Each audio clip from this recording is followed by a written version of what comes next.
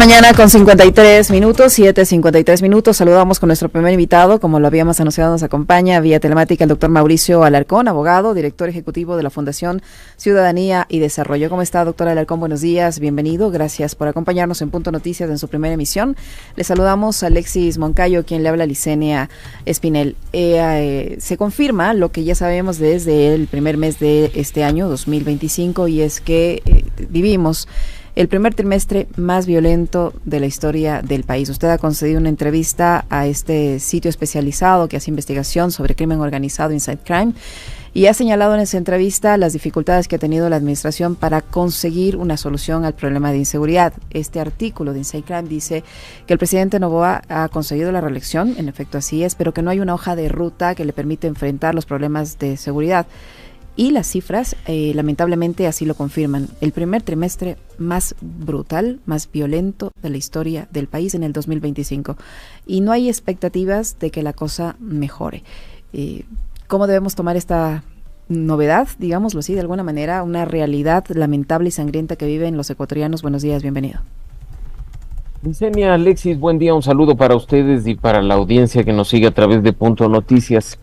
Lidiar con una crisis de inseguridad no es fácil y los ecuatorianos no esperamos que nos entreguen la estrategia escrita en un papel para confiar en lo que hacen nuestras autoridades, pero sí necesitamos información que nos permita llegar a conclusiones en línea de que se está haciendo algo para minorar estas brutales cifras, como tú bien lo has dicho, que corresponden al primer trimestre de 2025.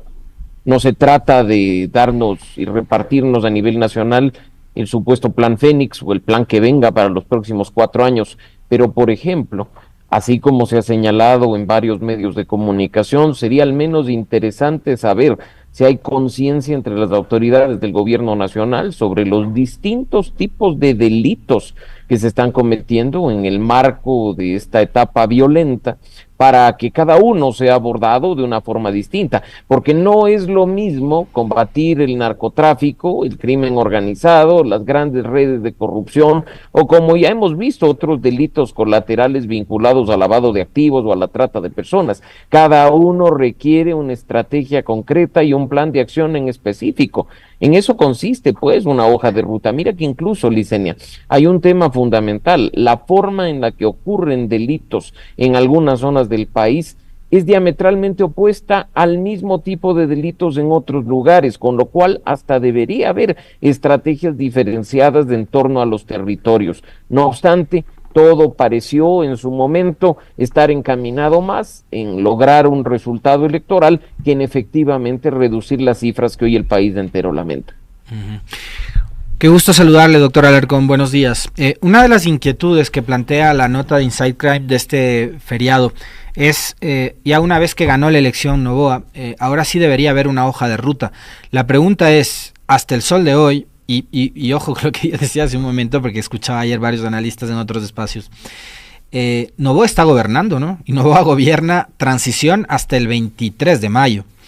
Se tenía que haberle exigido ya hace rato, no ahora que va a gobernar durante 4 años, pero ¿qué pasó durante estos 17 meses? Es decir, en materia de seguridad, más allá de la campaña publicitaria millonaria, invasiva del plan Fénix, de haber retomado el control de las cárceles, cosa que no hay tal, ¿qué ha pasado en materia de seguridad? ¿Cuál ha sido la respuesta del Estado? Pero es que, Alexis, yo creo que las cifras hablan por sí solas, y ustedes ya lo han mencionado. ¿Cómo terminó 2023? Aunque Noboa tuvo a su cargo apenas un mes y medio. ¿Cómo terminó 2024? ¿Cómo nos convertimos durante ese año en el país más violento de la región? ¿Y cómo apunta 2025? Las cifras de enero, febrero y marzo son brutales. Son cifras que el país jamás se imaginó ver.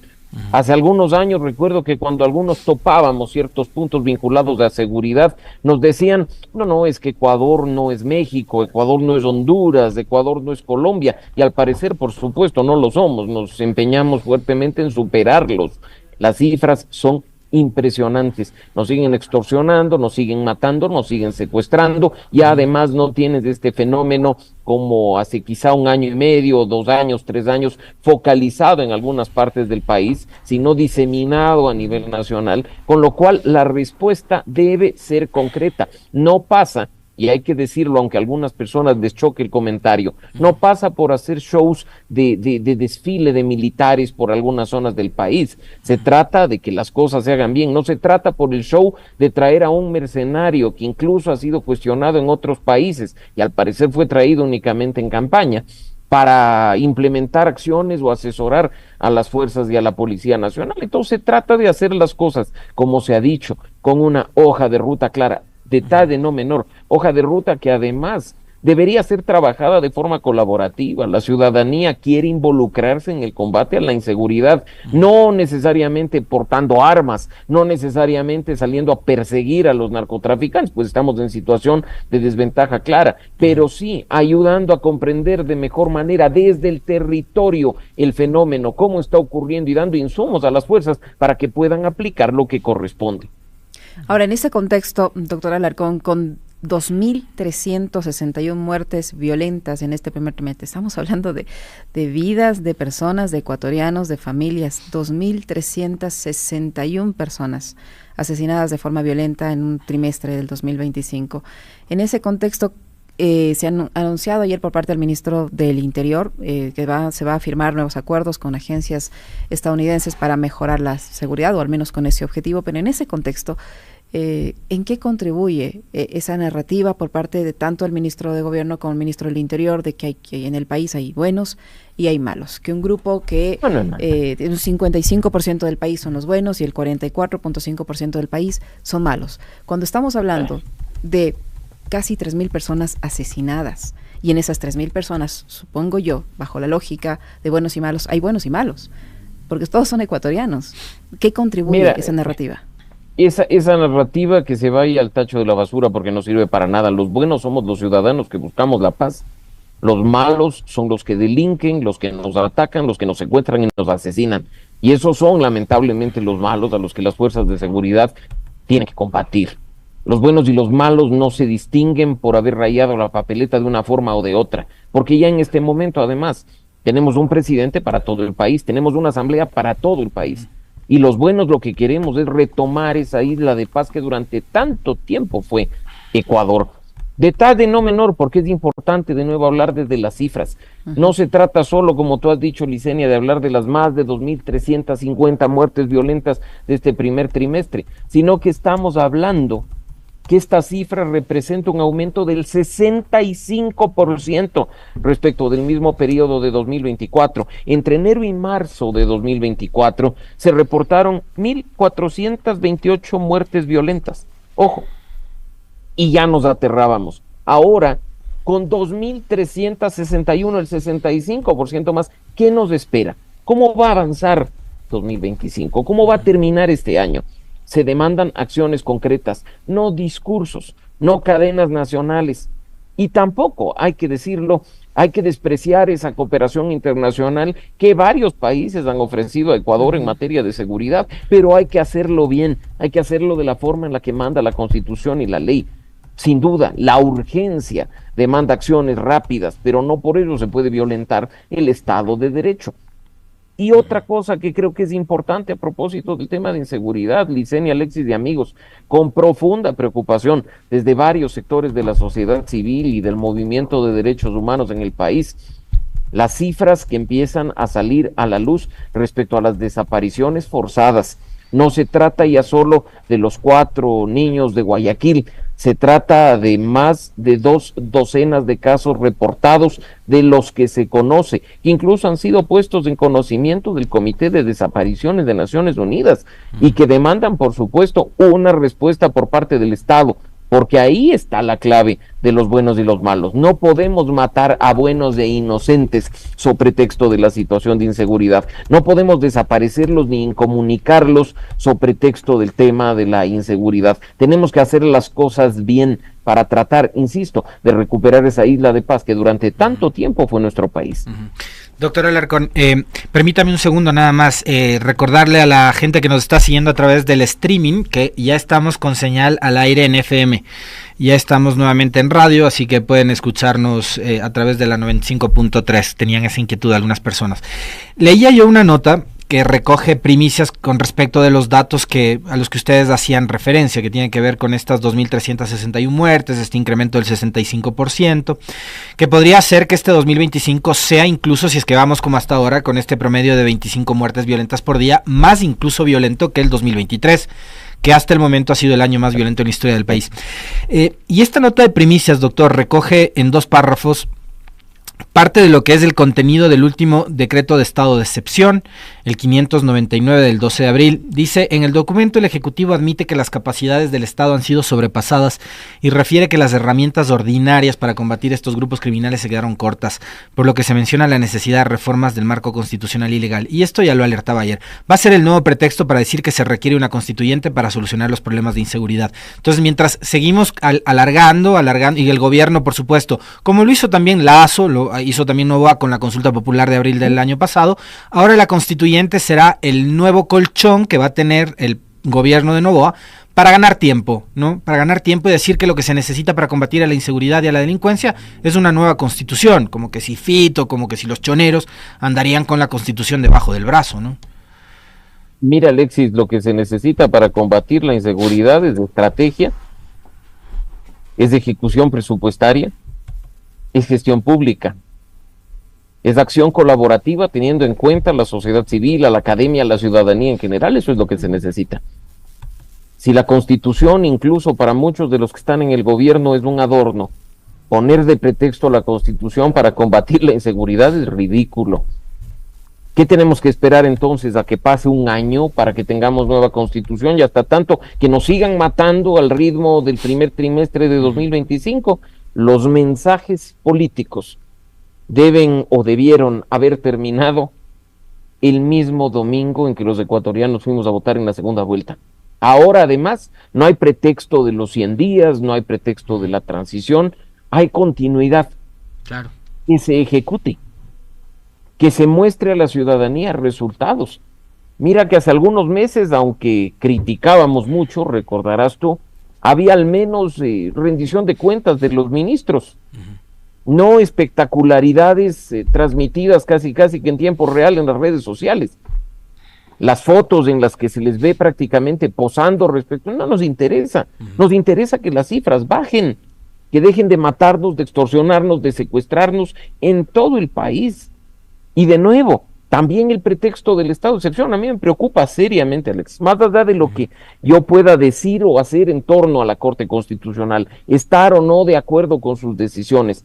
En redes sociales, por supuesto, por parte de los medios pautados por el gobierno nacional y por parte de algunos líderes de opinión que cumplen el mismo rol, empieza a criticarse fuertemente a la Corte Constitucional por haber sugerido la conformación de un comité, por haber puesto límites a un estado de excepción que no tiene pies ni cabeza, por haber criticado acciones en esta línea en función de lo que significa el respeto a los derechos y garantías constitucionales. Creo que hay que también llamar a la responsabilidad a esos actores, porque de esos pocos reductos de institucionalidad que nos quedan, es la Corte Constitucional. Así es que ojalá no se venga también el pretexto de que la Corte no nos es útil para ir al proceso constituyente, porque si no, de tumbo en tumbo lo que vamos a hacer es conformar una sastrería para que confeccione un traje a la medida ahora del nuevo gobernante. Quiero ir nuevamente a lo que le planteaba hace un momento, esto de que, a mí sí me coge, digamos, no de sorpresa, pero digo que el gobierno reconozca que la delincuencia ha sobrepasado las capacidades del Estado, me parece bárbaro, ¿no? Es lo que yo decía hace un momento cerrando el comentario, es ahora quién podrá defendernos, ¿no? Como el Chapulín Colorado. La pregunta ahí es, nos dijeron que había que incrementar el IVA para tener más recursos para la guerra interna. ¿A dónde se están yendo esos recursos? Si no van a la policía, si no van a las Fuerzas Armadas, si resulta que ahora los delincuentes tienen más recursos, mejor inteligencia, mejor armamento, mejor información, etcétera, ¿a dónde se están yendo los recursos que estamos pagando los ecuatorianos a través de los impuestos? Mira, yo te invito, Alexis, a visitar la página de nuestro Observatorio de Gasto Público, gastopublico.org, donde hace 14 días, el 8 de abril, presentamos una nota muy breve sobre lo que significaba la ejecución presupuestaria en el contexto electoral, analizando las cifras del primer trimestre de 2025 y darnos cuenta de que en definitiva, dentro de esa ejecución del presupuesto, teníamos rubros con muchos incrementos. Primero, el pago de pasivos y deudas, porque nos hemos convertido en un país espectacularmente buen pagador de deuda, amortizando deuda pública, pagando intereses y demás, pero también con el tema del aumento de los bonos y de los subsidios. Un aumento impresionante durante el primer trimestre de 2025 en este rubro que corresponde a transferencias y donaciones corrientes, pero también, y esto es un detalle importante, detectamos un aumento en la ejecución presupuestaria en el rubro denominado gasto en bienes y servicios de consumo, donde, por ejemplo, los servicios especiales para inteligencia y contrainteligencia, que espero yo correspondan a la seguridad, no al seguimiento de opositores políticos, aumentó durante el primer trimestre en 48 millones de dólares. O ciertos servicios ocasionales, que espero correspondan a lo de la seguridad y no al pago de medios de comunicación serviles al gobierno de turno, aumentó en 13 millones de dólares. Aunque bueno, si nos referimos a comunicación, hay también un aumento de apenas, entre comillas, 4 millones de dólares en servicios de difusión, información y publicidad, que ojalá sea para dar a conocer los buenos resultados de la implementación de una estrategia de seguridad y no simplemente para distorsionar la realidad en momento electoral. Pero te vas al otro lado y te das cuenta que durante el primer trimestre tienes rubros con ejecución deficiente, obras públicas, donde apenas se ha ejecutado durante el primer trimestre el 4.13% del presupuesto que está asignado, o inversiones en bienes de larga duración, donde la ejecución es del 1.98% del presupuesto. Así es que hay que estar muy atentos, porque no todo es cuestión de decir, opinar o pensar, sino basándose en datos, como lo venimos mencionando nosotros. Estos datos son importantes para comprender lo que está haciendo el gobierno con nuestra plata. Lo hemos hecho hoy, lo hemos hecho durante los últimos 4 gobiernos y esperamos poder seguir haciéndolo, porque la información a partir de datos permite que la ciudadanía saque sus propias conclusiones. Doctor Alarcón, en este contexto de utilizar el pretexto de la ley o de la Constitución como instrumento para decir que no se puede avanzar, se escuchan ya también voces en el sentido de que se debería hacer, por la premura y por la urgencia de la situación, una Constitución express. ¿Es posible en estas circunstancias llegar a esos niveles? Yo digo, porque, a ver, primero, como lo decía Alexis, ¿no? Nos sometieron a una consulta popular, ya tuvieron su consulta popular, se aprobó la extradición, nos decían que con esa pregunta se iba a solucionar el tema de la seguridad, y ya está. Luego, el incremento del IVA, que con esos recursos se iba a destinar para la seguridad, se iba a solucionar la situación, también está. En la Asamblea Nacional se aprobaron un par de leyes destinadas también supuestamente a mejorar la seguridad, entre ellas el uso progresivo de la fuerza, ya está. Trajeron al señor de Eric Prince y ya está. Y ahora una constitución, nueva constitución, o una constitución express, muy rápida. ¿Es posible? Bueno, mejor vayamos al supermercado, compremos una constitución y pongámosla en vigencia. Capaz que de eso se trata el proceso express. Mira, el artículo 444 de la Constitución es muy claro y además ha sido modulado por pronunciamientos de la Corte Constitucional, en el sentido de que hay un proceso que seguir. La Asamblea puede ser convocada por 3 vías, digamos que el Ejecutivo lo hace, es el presidente de la República quien puede hacerlo, pero tiene en este caso que convocar, pasar por un proceso de consulta popular, estableciendo en ese punto, sí, si los ecuatorianos quieren o no, pero además la forma de elección de los representantes, las reglas del proceso electoral y las reglas básicas de funcionamiento del proceso constituyente. Una vez que se lleve a cabo ese proceso, porque ojo, habla de elección de representantes, arranca formalmente el asunto y vendrá quizá otro proceso electoral para elegir a los representantes, que es lo que manda, ya lo ha dicho incluso la Corte Constitucional, y eso toma tiempo. Vayan sumando ustedes el tema. Una vez electos, vas a tener que instalar la Asamblea Constituyente, que va a tener un tiempo considerable para funcionar. No se puede hacer una constitución en un mes, porque tiene que ser un proceso deliberativo, representativo, que eleve a consultas públicas cuestiones, que no trabaje para hacer retrocesos en materia de derechos y garantías respecto de lo ya alcanzado en la Constitución de 2008. Y finalmente, esa Constitución que arroje el proceso tendrá que ser aprobada mediante un referéndum, que es otro proceso electoral. Entonces, si ustedes me preguntan a mí, el tiempo express para tener una nueva constitución no es de menos de un año. ¿El presidente puede ya hacerlo? Por supuesto que sí, no tiene que esperar al 24 de mayo para su nuevo mandato. Podría hacerlo, si es que está de apuro, que lo haga de una vez, pero que respete lo que dice el 444 de la Constitución y respete lo que dice también la Corte Constitucional en la materia. Cualquier otro tema, que no me sorprendería que intenten pasarlo, estaría por fuera del marco normativo vigente. Doctor, este incremento de seguridad, de violencia que hemos experimentado durante el 2025, hubo voces, incluso dentro del propio gobierno, y también esos voceros externos, que usted los ha referido hace un momento también, que están muy alineados a las tesis del gobierno, han dicho, tiene que ver con la coyuntura electoral. O sea, decir que la violencia que vive este país, heredada de años anteriores, y por también un nivel de ineficiencia que creo que está a la vista de todos, ¿no?